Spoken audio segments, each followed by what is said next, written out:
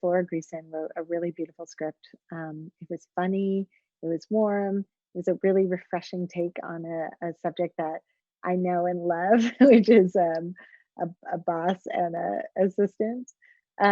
It's also just ultimately a story about two strong women at a point in their lives where they have to take risks. And any movie that has two strong women taking risks and then being greatly rewarded for those risks is a movie I always want to get behind. I want to tell that story. I want to see that story. I want to celebrate that story. So when I read the script, that was definitely the thing that drew me in the most.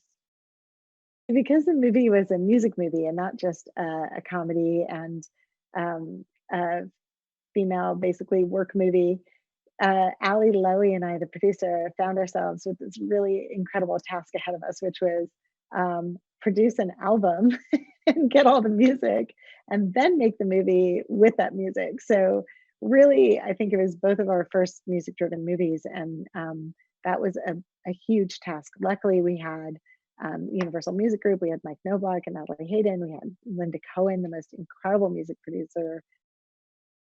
How do we actually make those songs so that we can then film the actors singing them and then put it out on a soundtrack later? These are all things that we didn't know before we made this movie and had to learn how to do and then do it really fast because we shot the whole movie in 36 days.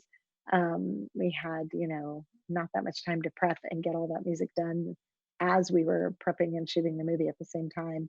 The actors were rehearsing, learning their lines, also going back and forth to the music studio, recording their songs, coming in, learning choreography, performing the songs, learning how to play the instruments that were needed to play those songs, and then going back to the studio and recording again. So it was pretty intense. The whole process of a music movie is a lot more work than any sort of other movie. Because our industry has been, known to uh, have roadblocks for women getting in behind the camera, it was really important to me to collaborate with other women behind the scenes that were at the top of their game. We had Jenny Egan, the most incredible costume designer, Teresa Glosarian, our production designer, Ali Lowy, our producer, of course, Laura Greason, who wrote the script, um, our incredible hair and makeup team.